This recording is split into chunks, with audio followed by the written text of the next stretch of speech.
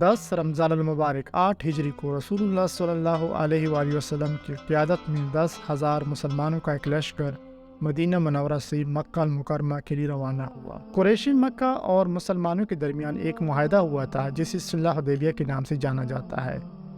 جب قریش کے ایک اتحادی نے معاہدہ حدیبیہ کو توڑ کر مسلمانوں کے ایک اتحادی خزائش کے کچھ آدمیوں پر حملہ کر کے قتل کر دیا۔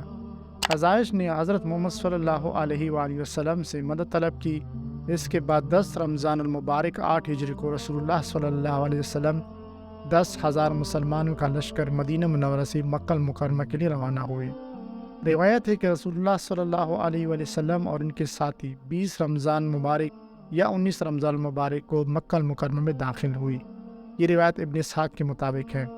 مکہ المکرمہ میں جب رسول اللہ صلی اللہ علیہ وسلم داخل ہوئی، بغیر کسی لڑائی کے، بغیر کسی جنگ کے، بغیر کسی کا خون بہائے، جتنی بھی مشرکین مکہ تھے انہوں نے مسلمانوں کے حوالے کر دیا مکہ، اور رسول اللہ صلی اللہ علیہ وسلم نے عام معافی کا اعلان کر دیا گیا۔